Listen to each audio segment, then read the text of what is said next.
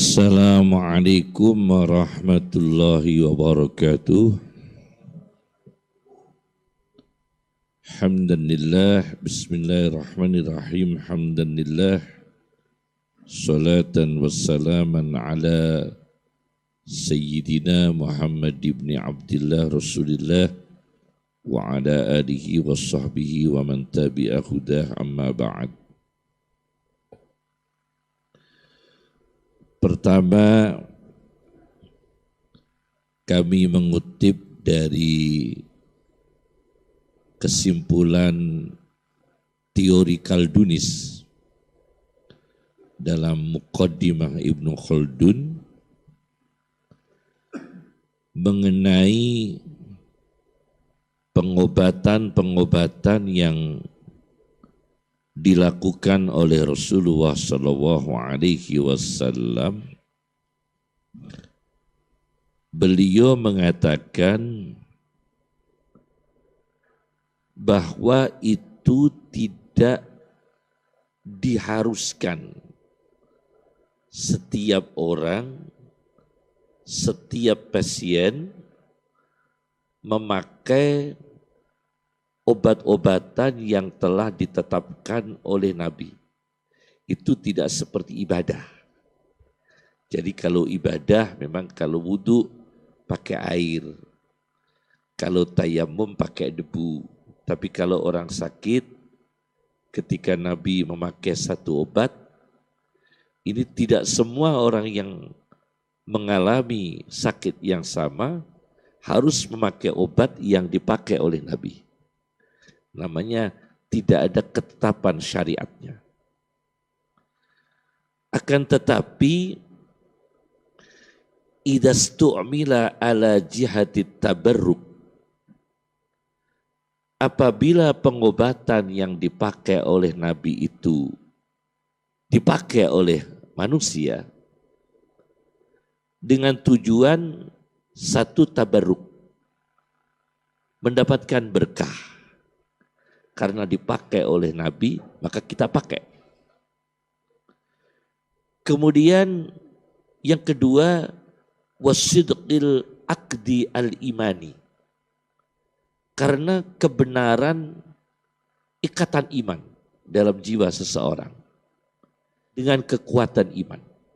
Jadi orang sakit punya sugesti, punya kekuatan iman bahwa kalau memakai obat yang dipakai oleh Nabi, insya Allah akan mendapatkan kesembuhan.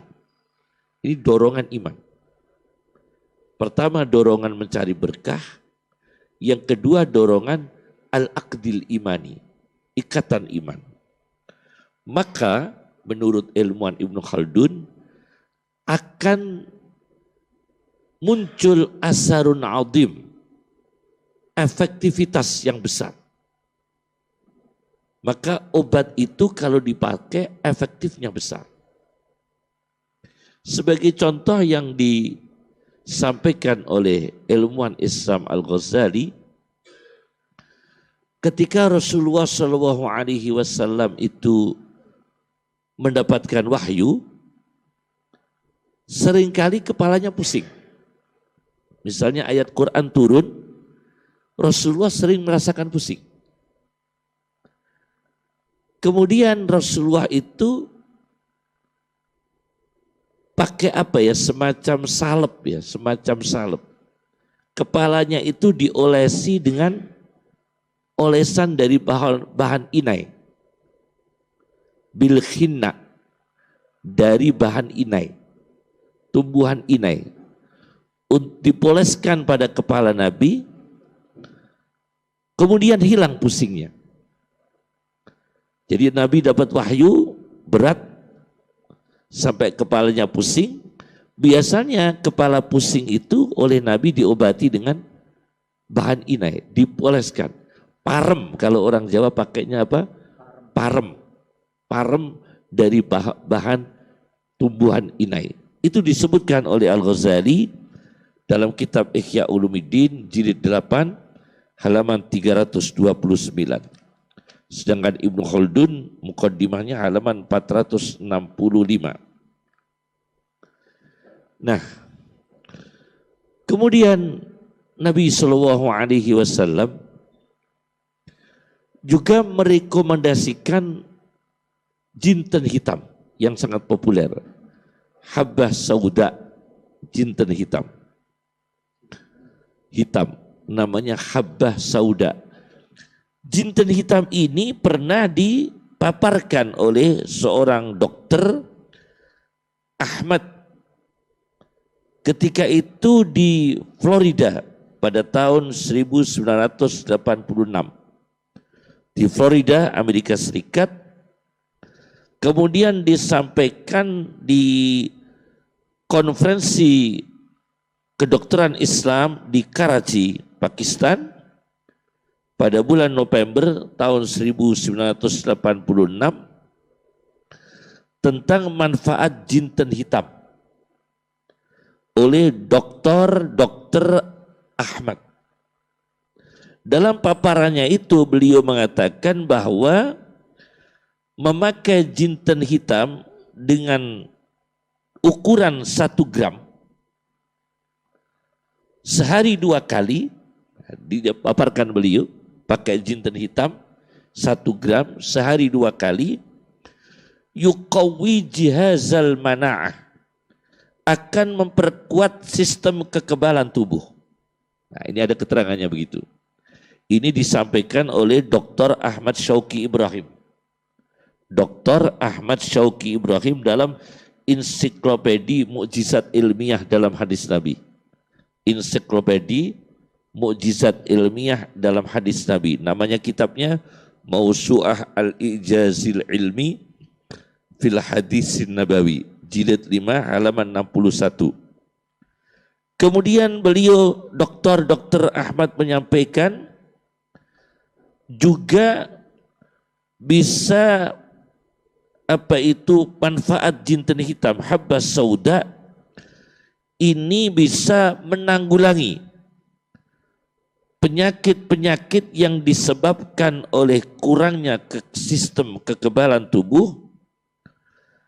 Misalnya di sini disebutkan mistus saraton, penyakit kanker. Itu juga pakai jinten hitam. Bahkan beliau menyampaikan di Pakistan pada waktu itu di konferensi kedokteran Islam, AIDS juga dipaparkan pakai jinten hitam. AIDS, pengobatan AIDS. Kemudian lupus, penyakit lupus. Bahasa Arabnya ini paling antik penyakit lupus. Bahasa Arabnya apa? Zibah, serigala betina. Penyakit lupus itu bahasa Arabnya zibah, serigala betina. Kalau orang Arab menyebut penyakit kanker itu saroton, kepiting. Ya, dalam bahasa Arabnya itu ya. Ini dipakai jinten hitam. Ini rekomendasi pertama. Jadi ini jinten hitam. Ya. Kemudian kami sampaikan lagi Al-Quran merekomendasikan buah delima. Rumman. Bahasa Arabnya delima itu rumman. Rumman. Jadi ada orang diberi nama rumman itu delima. Dalam Al-Quran delima disebut 3 kali. Kata rumman. Buah delima disebut 3 kali dalam Al-Quran. Di surat Al-An'am ayat 99, ayat 141. Di surat Ar-Rahman ayat 68. Di surat Ar-Rahman ayat 68. Delima dalam Al-Quran tidak disebutkan delima di dunia, tapi delima surga. 3 kali delima disebut dalam Al-Quran itu di surga. Tetapi ini bisa dimanfaatkan untuk kesehatan, untuk farmasi, herbal.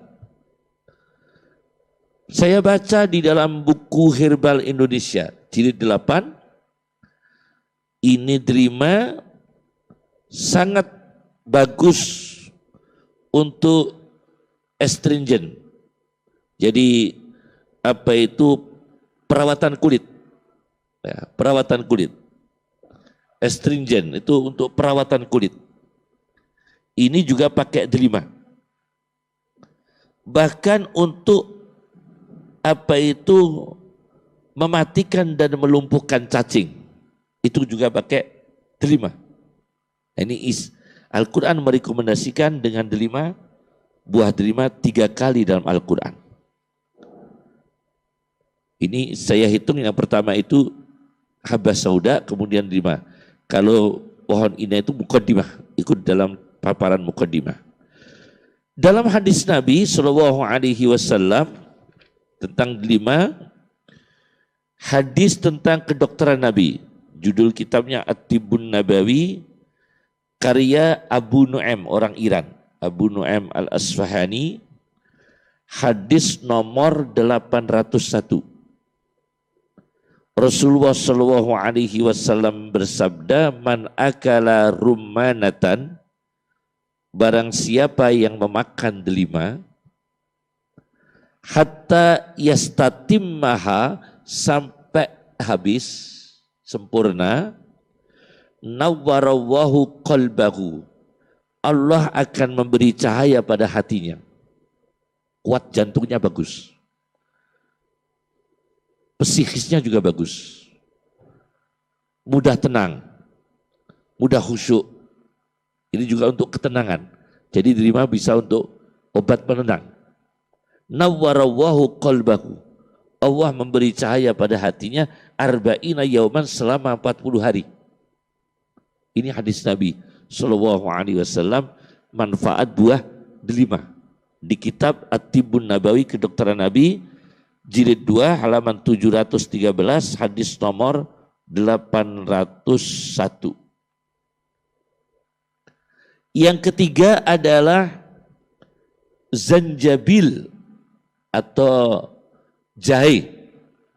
Zanjabil atau jahe. Dalam Al-Quran jahe ini disebut hanya 1 kali. Jahe, zanjabil.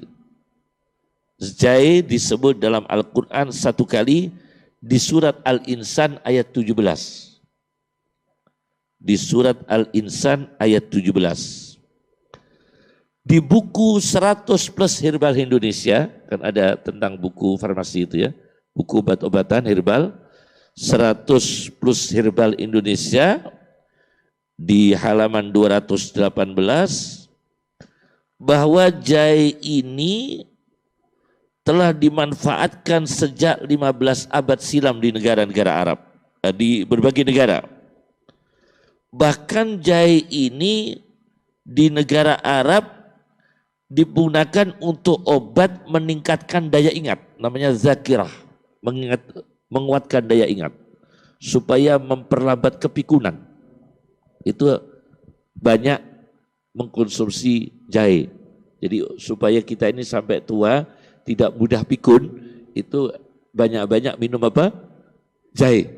Nah, ini di dalam buku Herbal Indonesia. Meningkatkan daya ingat. Maka juga dipakai untuk peningkatan kognitif. Jadi aktivitas mental. Ya. Juga dipakai untuk peningkatan kognitif. Untuk peningkatan apa? Aktivitas mental. Jadi untuk menguatkan mental, mentalnya bagus, itu juga minuman jahe. Dan juga untuk baik untuk jantung yang berdebar-debar.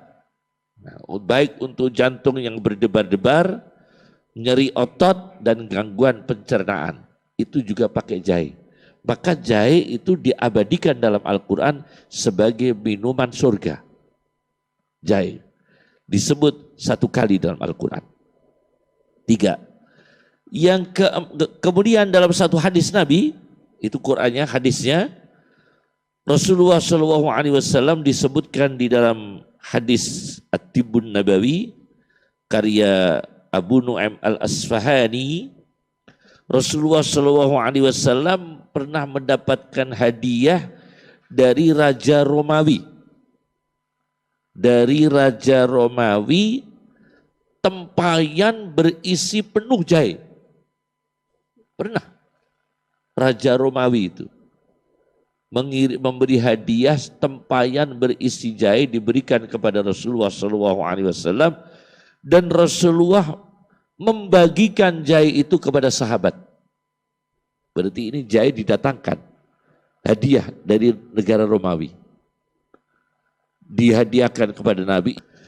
Yang keempat, Al-Quran merekomendasikan mentimun.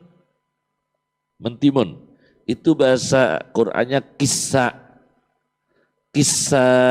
pakai sa terakhir hamzah. Kisah itu mentimun. Dalam Al-Quran satu kali. Mentimun satu kali dalam Al-Quran di surat Al-Baqarah ayat 61. Surat Baqarah ayat 61.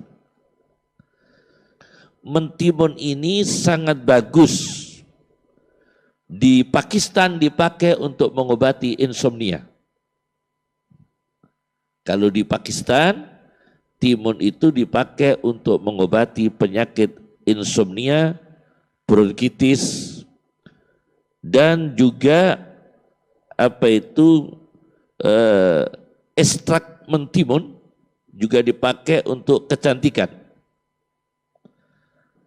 untuk produk kecantikan. Itu bahan ekstrak mentimun. Ternyata Al-Quran merekomendasikan mentimun satu kali dalam Al-Quran di surat Al-Baqarah ayat 61. Nah, dalam kedokteran Nabi At-Tibbun Nabawi karya Abu Nu'aim, hadis nomor 190, Aisyah radhiyallahu anha itu ketika menikah dengan Nabi, fisiknya itu kan agak kurus. Ketika menikah itu agak kurus. Karena menikah dengan Nabi agak kurus, maka Aisyah ini dirawat, kecantikannya dirawat. Bagaimana menjadi istri Nabi dengan kecantikan yang lebih bagus. Nah, fisiknya itu supaya lebih bagus. Nah, akhirnya Aisyah ini dirawat oleh ibunya, diberi konsumsi mentimun dan kurma basah. Jadi karena Aisyah ini masih kelihatan kurus, supaya agak gemuk, Aisyah radhiyallahu anha ini diberi makanan oleh ibunya al-qissa warutab, yaitu mentimun bersama dengan kurma basah. Itu cepat memberi tambahan tubuhnya itu bobotnya lebih besar, gemuknya bagus, gemuknya tapi bagus, indah. Itu pakai Rasul zaman Nabi, mentimun sama kurma basah. Jadi kalau kita kurus supaya cepat agak gemuk ya, konsumsi mentimun dengan kurma basah. Itu Masya Allah, bagus sekali. Bagus, tubuhnya Aisyah menjadi bagus, gemuk tapi indah. Nah, itu ternyata mengkonsumsi timun dan kurma basah. Ini nomor 4 ya. Nomor 4. Kemudian nomor 5 ditulis oleh Dr. Ahmad Syauqi Ibrahim. Dr. Ahmad Syauqi Ibrahim dalam bukunya Mausu'ah Al-Ijazil Ilmi fil Hadisin Nabawi, ensiklopedi mukjizat ilmiah pada hadis Nabi. Ini saya hanya menyampaikan garis besar informasi agama ya, informasi agama. Rasulullah Shallallahu Alaihi Wasallam bersabda, "Man tasabbaha bisab'i tamarat, man tasabbaha bisab'i tamarat, barang siapa yang pagi-pagi sebelum kemasukan pisang goreng, belum makan uduk, belum makan tempe, belum makan begedel ya. Pagi-pagi itu kita makan 7 butir kurma. Nah, 7 butir kurma kata Rasulullah, lam yadurrahu fi dzalikal yaum, maka pada hari itu dia tidak bisa kena bahayanya sumun racun. Nah, ini orang bisa tahan dari racun. Racun tidak mencelakakan dirinya, tidak membahayakan dirinya pada hari itu. Bahkan wala sikhrun, mistik juga tidak berbahaya bagi dia. Umpamanya ditenung pada hari itu, insya Allah tidak masuk. Karena pagi sudah mengkonsumsi 7 butir kurma. Jadi kalau kepingin selamat dari racun dan dalam bahasa santet ya, itu pagi kita menjaga diri dengan mengkonsumsi 7 buah butir kurma. 7, memang 7 itu berat kalau kita nggak biasa, memang 7 kurma itu coro jawane rodok blenger nggih.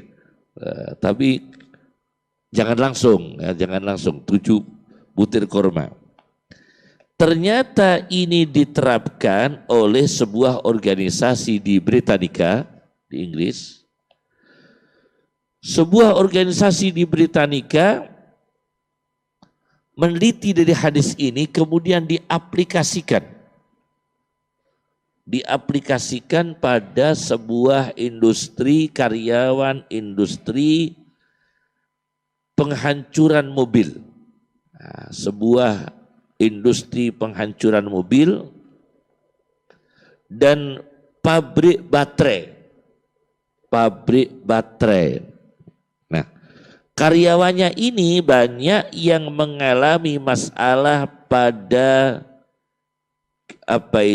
kadmium. Ya, karena logam. Ya.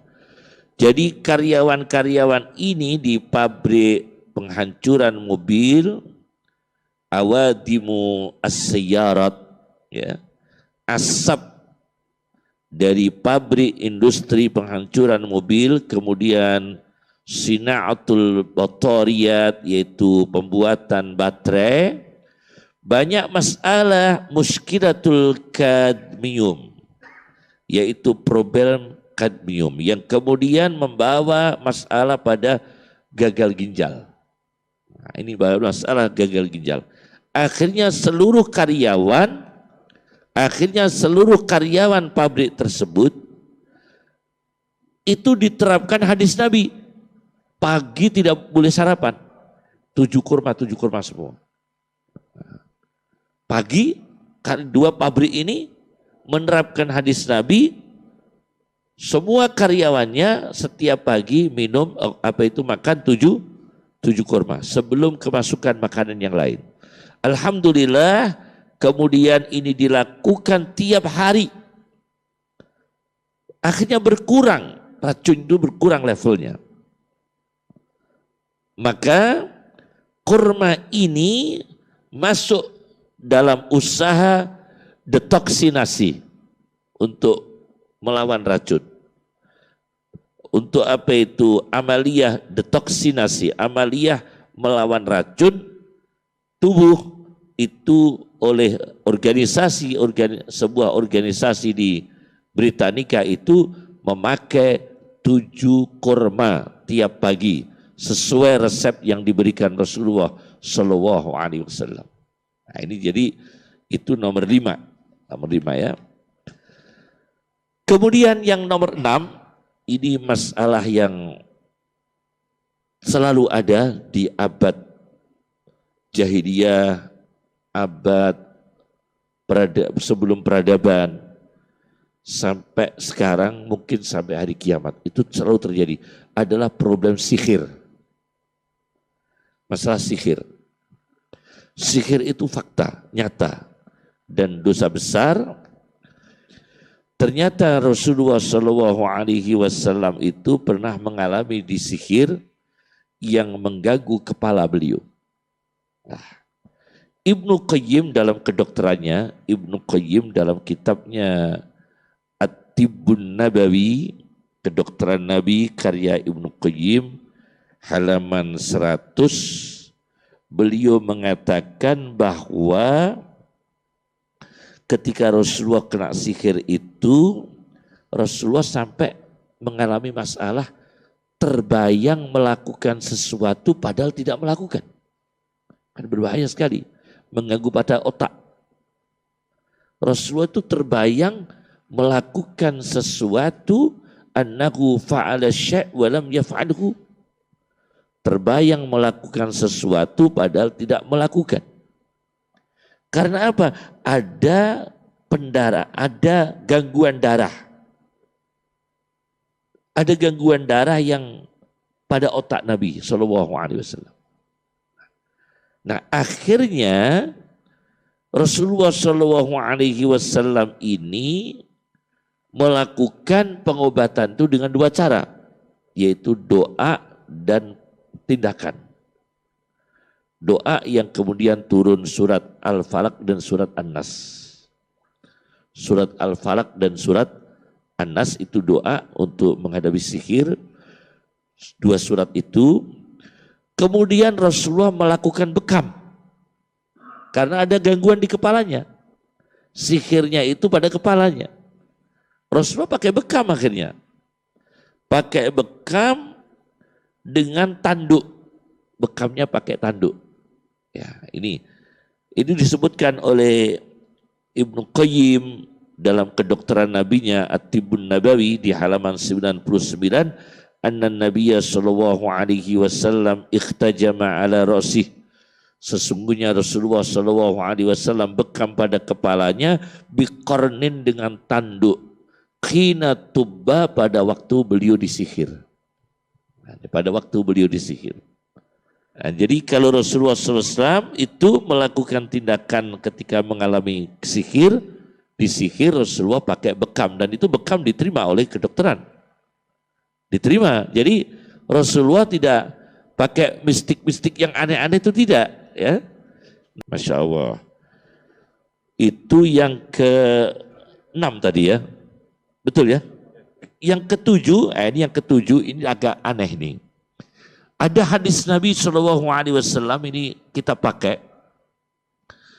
Ghubarul Madinah di hadis Al-Jami'us Shaghir karya seorang ahli hadis Mesir, Jalaluddin Asyuti, nomor hadis di Jami'us Shaghir, Al-Jami'us Shaghir, nomor hadis 5.735.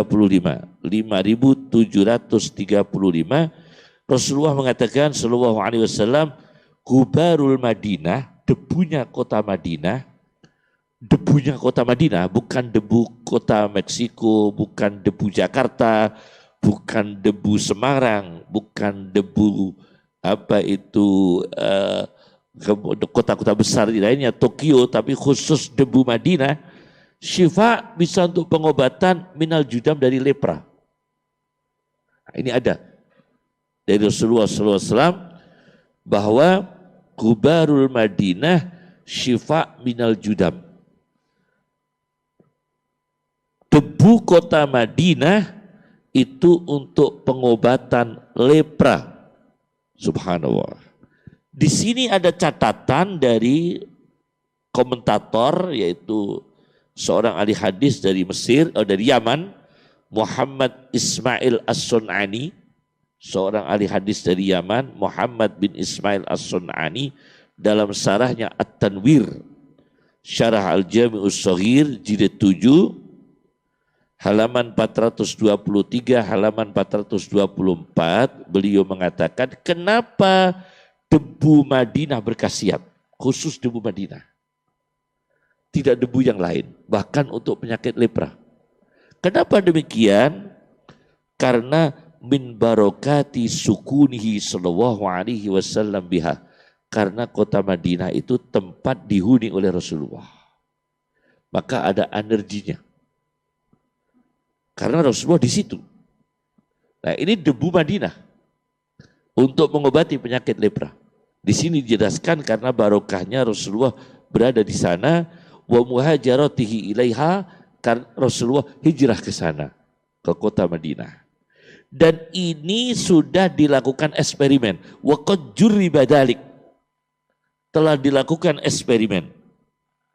Di antaranya seorang ahli hadis yang mempraktekkan petunjuk Nabi ini, seorang ahli hadis yang dalam jasadnya, jasmaninya, fisiknya itu ada kelainan yang berwarna putih. Kulit-kulitnya itu memutih. Apa penyakit apa itu kira-kira? Jadi berubah menjadi keputih-putihan gitu. Nah, semacam apa itu? Oh gitu ya. Nah, itu jadi kulitnya itu berubah warna putih-putih.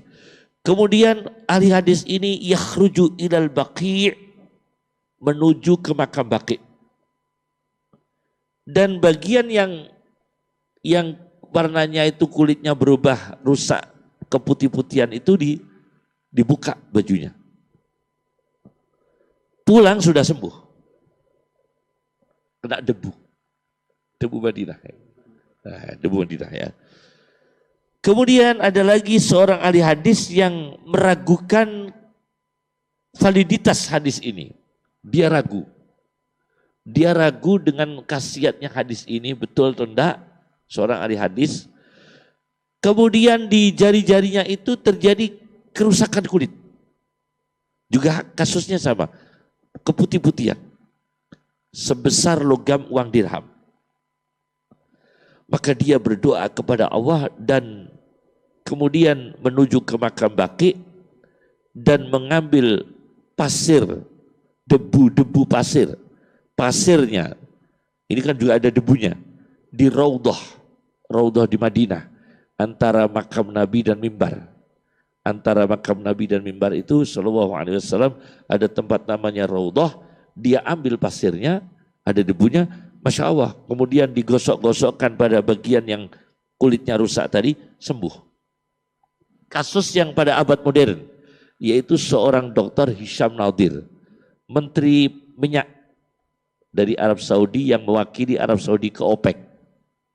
Namanya Dr. Hisham Nadir. Dr. Hisham Nadir ini punya anak sakit, dibawa ke Amerika Serikat, ternyata di dalam otaknya itu penuh dengan ulat. Penyakit langka ya ini ya. Jadi otaknya itu penuh dengan ulat. Nah, otaknya penuh dengan ulat, di Amerika hanya dua pilihan. Didiamkan atau tindakan. Tindakan ini dengan konsekuensi gagal karena harus dibedah otaknya, dibersihkan apa? Ulat-ulat itu dibersihkan. Karena penuh dengan ulat. Otaknya itu penuh dengan ulat. Ini anaknya Menteri Minyak Arab Saudi yang mewakili di OPEC. Namanya Dr. Hisham Nadir. Nah, akhirnya beliau ini dari Amerika yang beberapa hari kemudian mau dilakukan operasi bedah otak, beliau lari ke Madinah. Lari ke Madinah, sampai di Madinah beliau minta izin penjaga makam Nabi. Penjaga makam Nabi SAW, dan akhirnya beliau diizinkan masuk karena beliau seorang menteri minyak Arab Saudi yang mewakili di OPEC. Beliau ambil debu-debu makam Nabi itu.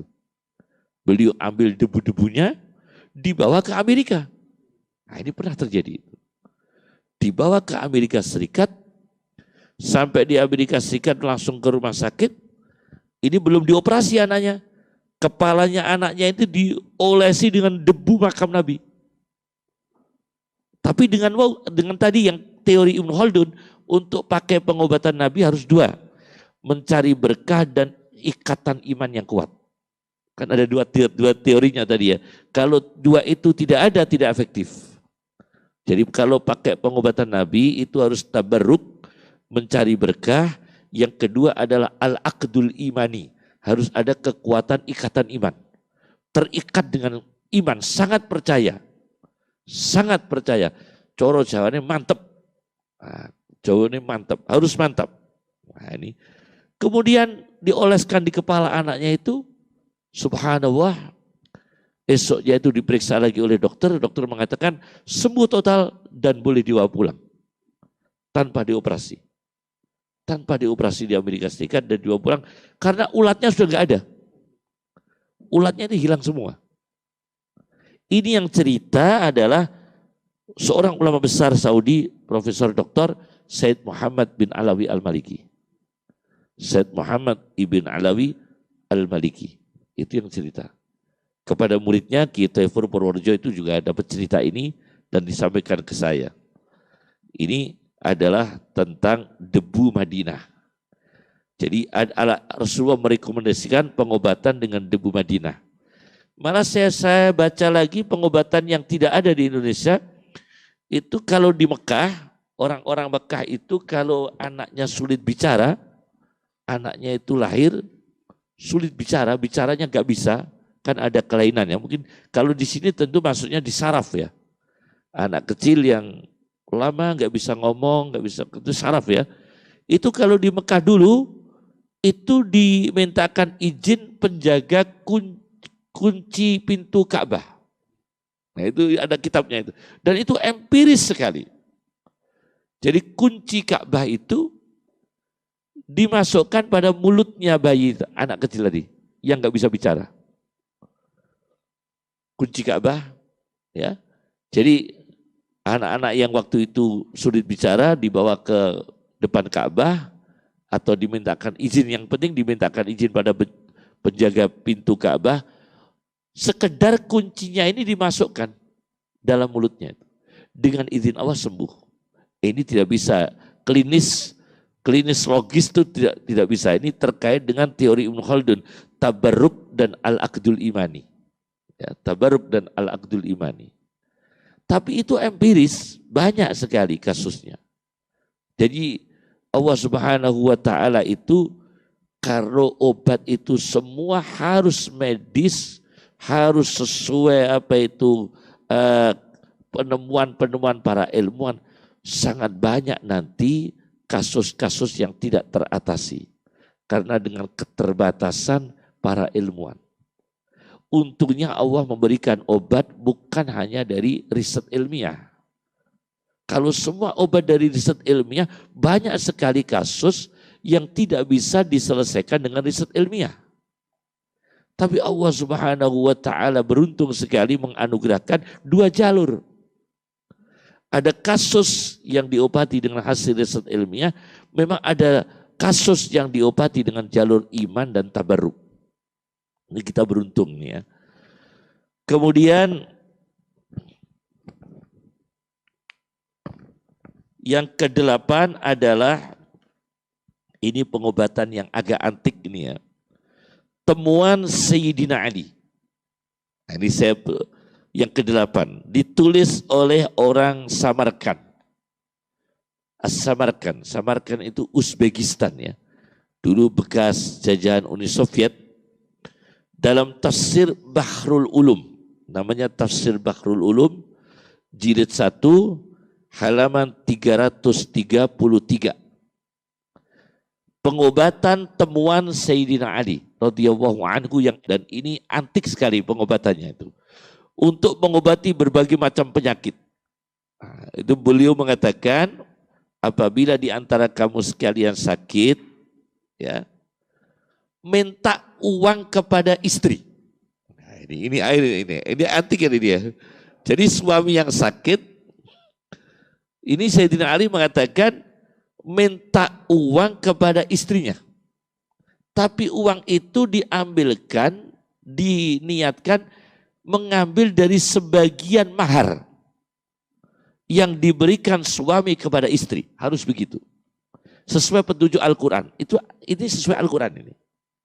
Jadi minta uang kepada istri itu memberi uang, diniatkan diambilkan dari sebagian mahar yang diberikan suami kepada istri. Dengan kerelaan hatinya istri. Kenapa demikian? Karena ini sesuai surat An-Nisa ayat 4. Nanti baca, Anda renungi sesuai surat An-Nisa ayat 4. Di situ ada kata Al-Quran bahwa apa yang diberikan istri kepada suami dari sebagian mahar itu berpotensi hani'an mari'an. Nah, ini jadi apa itu komposisi pengobatannya pakai ayat Quran semua, Sayyidina Ali. Digabung kemudian menjadi obat. Nah, pertama, uang dari istri diambilkan dari sebagian mahar dengan keikhlasan. Nah, itu berdasarkan surat An-Nisa ayat 4. Kemudian uang ini dipakai untuk membeli madu. Nah, dipakai untuk membeli apa? Madu. Ya. Dibelikan untuk apa? Dipakai untuk membeli madu. Karena madu dalam surat An-Nahl ayat 69 untuk pengobatan. Madu dalam surat An-Nahl ayat 69 untuk pengobatan. Itu madu. Setelah diberikan madu dicampur dengan air hujan. Nah ini air hujan, pakai air hujan. Ini pengobatan Sayyidina Ali ini ya. Setelah itu dicampur dengan air hujan karena air hujan disebut air yang berkah. Di surat Qaf ayat 9. Nanti digabung ya. Air hujan disebut air yang barokah. Ma'an mubarakan di surat Qaf ayat 9. Jadi digabung. Air hujan, karena air hujan disebut Al-Quran. Al-Quran merekomendasikan air hujan ma'an mubarakan. Tentunya bisa disaring ya supaya bersih ya. Air hujannya disaring supaya bersih. Kemudian dicampur dengan madu. Madu ini yang dibeli dari uang yang diterima dari istri, yang diambilkan dari sebagian mahar dengan kerelaan hati. Itu kalau digabung jadi satu, maka kalau uang dari istri itu disebut hani'an mari'ah. Hani'an itu lezat, mari'an itu enak. Yang kedua, madu disebut fihi syifa, penyembuhan. Yang ketiga, air hujan disebut ma'am mubarakan, air yang berkah. Masya Allah, itu pernah dipakai oleh Sayyidina Ali. Subhanallah, yurja lahu syifa, diharapkan untuk penyembuhan. Ini ada di Tafsir Bahrul Ulum jilid 1 halaman 333. Nah, ini di luar penelitian medis. Jadi ini ada medis, ada farmakologinya, dia khasiat madu tetap. Nah, itu ada madunya kan ya, ada khasiat madunya. Dan ada energi jiwanya, yaitu keikhlasan istri. Ada energinya, keikhlasan istri. Kemudian ada air yang berkah, air hujan. Ini yang ke-8. Kemudian yang ke-9 tentang pengobatan. Kemudian yang ke-9 ini dijelaskan oleh Imam Zarkasi, seorang ahli usul fiqih dan ahli fiqih dari Mesir, Badruddin Muhammad bin Abdullah Az-Zarkasi, dalam karyanya Al-Burhan fi Ulumil Quran. Al-Burhan fi Ulumil Quran di jilid 1. Al-Burhan fi Ulumil Quran jilid 1 halaman 516. Ini pengobatan dalam Islam. Dan Ibnu Sina itu kalau ada kesulitan langsung berlindung pada Al-Quran. Pakai ayat Quran. Bahkan ilmuwan juga pakai. Kalau kita dapatkan beberapa ilmuwan kalau sakit juga pakai ayat-ayat seperti ini. Meskipun beliau ini ilmuwan tapi dia mengalami sakit juga pakai. Maka itu sesuai itu yang saya sampaikan bahwa Allah memberikan obat di dunia ini ada jalur akliyah, yaitu rasional, hasil riset para ilmuwan. Yang kedua adalah jalur ilahiyah. Jalur ilahiyah, yaitu yang diberikan isyarat-isyarat dari Tuhan, dari Allah Subhanahu wa ta'ala. Jadi ada jalur akliyah, ada jalur ilahiyah. Ini pengobatannya ya. Ya tadi yang bagian awal saya jalur akliyah. Ada apa itu, herbal itu ya. Kemudian ini yang jalur-jalur ilahiyah. Yang saya berikan pengobatan dalam Islam, jalur ilahiyah. Ada jalur ilahiyah Imam Syafi'i. Nah, temuan Imam Syafi'i. Imam Syafi'i ini kalau ada orang kena penyakit radang mata, bahasa Arabnya itu romat. Romat itu radang mata. Romadun itu radang mata. Nah, Imam Syafi'i kemudian menulis basmalah, kemudian ayat fakashafna surat Qaf ayat 22, mulai dari fakashafna sampai Hadid surat Qaf ayat 22, kemudian ayat surat Fussilat ayat 44, lilladina amanu huda wa syifa. Surat Fussilat ayat 44, lilladina amanu huda wa syifa. Jadi ada orang kena radang mata, Imam Syafi'i mengkomposisikan obat ilahiyah. Obat ilahiyahnya adalah satu,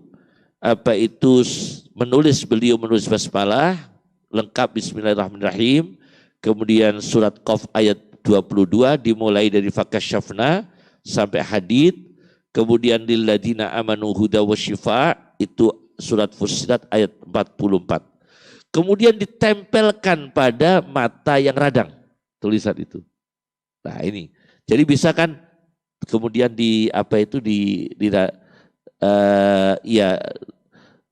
ditaruh di mata, diperban, yang ditaruh di mata kan bisa ya. Sementara orang sakit kan biasanya matanya ditutup dulu. Nah itu pakai ada ayatnya di situ. Nah ini melalui kekuatan ilahiyah. Jadi tidak berbahaya pada fisik manusia, kan tidak ada bahayanya. Maka bisa digabungkan antara jalur akliyah dan ilahiyah ini. Pengobatan seperti ini bisa digabungkan antara jalur akliyah dan ilahiyah. Pakai dokter mata tetap, pengobatan ini juga bisa dipakai. Ini jalur ilahiyah temuan Imam Syafi'i. Saya baca di dalam kitab Al-Burhan fi Ulumil Quran karya Imam Zarkasi di jilid 1 halaman 517, ini dialami oleh Syekh Abul Qasim Al-Qushairi, seorang ahli tasawuf yang terkenal dengan kitab Ar-Risalatul Qushairiyah. Ini dialami beliau sendiri, yaitu Syekh Abul Qasim Al-Qushairi itu pernah mimpi bertemu Rasulullah SAW. Kemudian ditanya, wahai Abul Qasim Al-Qushairi, kenapa aku lihat kelihatan sedih? Beliau menjawab, karena anak saya sedang sakit. Kemudian Rasulullah SAW menunjukkan ayat Al-Quran untuk penyembuhan. Ini kita ijazah bisa kita pakai semua ini. Untuk kita ini ya, untuk kita semua pakai ini, karena ini ditemukan oleh seorang sufi besar dunia, Syekh Abul Qasim Al-Qushairi, melalui mimpi bertemu Rasulullah SAW untuk menjaga kesehatan, untuk penyembuhan dari berbagai macam penyakit, yaitu beliau diberikan doa oleh Nabi SAW. Melalui mimpinya itu ayat-ayat penyembuhan dikumpulkan urut oleh Rasulullah. Ayat-ayat penyembuhan. 1, ayat surat Taubat ayat 14 dimulai dari kata wa yashfi. Surat At-Taubah ayat 14 dimulai dari kata wa yashfi sampai mukminin. 1. Yang kedua, ayat surat Yunus ayat 57. Surat Yunus ayat 57. Ini nanti kalau bisa ditulis semua, dilaminating. Jadi rumah sakit dikasih. Biasanya kalau dokter-dokter yang yang biasanya pakai ini, rata-rata negara-negara Islam pakai ayat-ayat ini. Dan dokter sebelum mengobati itu buka praktek pertama, beliau kerja, ayat ini dibaca, diniatkan oleh seluruh pasiennya. Jadi di ruang-ruang rumah sakit itu bagus kalau ini dipasang nih, karena ini petunjuk Nabi SAW. inspirasi yang sangat besar diterima oleh Imam Abul Qasim Al-Kushairi. Yang kedua adalah surat Yunus ayat 57. Dimulai kata wasyifa sampai kata sudur. Sampai kata as-sudur. Kemudian surat Nahl ayat 69. Surat Nahl ayat 69. Dimulai dari fihi syifa'un sampai yatafakkarun. Dimulai dari fihi syifa'un sampai yatafakkarun. Selanjutnya surat Al-Isra ayat 82. Surat Al-Isra ayat 82. Dimulai dari wa nunazzilu sampai lil mu'minin. Surat Al-Isra ayat 82 mulai dari wa nunazzilu sampai lil mu'minin. Kemudian di surat Asy-Syu'ara ayat 80. Surat Asy-Syu'ara ayat 80. Kemudian surat Fussilat ayat 44. Qul huwa sampai wasyifa. Surat Fussilat ayat 44. Qul huwa sampai wasyifa. Ini dibaca oleh Abul Qasim Al-Kushairi kepada anaknya dan alhamdulillah diberi kesembuhan oleh Allah Subhanahu wa taala, dibacakan pada yang sakit 3 kali. Nah, ini penting sekali karena ini pakai ayat Al-Qur'an, ini jalur pengobatan ilahiyah. Karena Allah Subhanahu wa taala yang menciptakan alam itu lebih yang maha tahu kalau ini orang bisa sembuh apakah dengan jalur pengobatan yang rasional atau dengan ilham-ilham dari Allah Subhanahu wa taala atau melalui wahyu Allah Subhanahu wa taala. Seperti komposisi obat yang ditemukan oleh Sayyidina Ali radhiyallahu anhu. Dalam pengobatan Islam ini dari berbagai literatur terakhir dari kami. Assalamualaikum warahmatullahi wabarakatuh.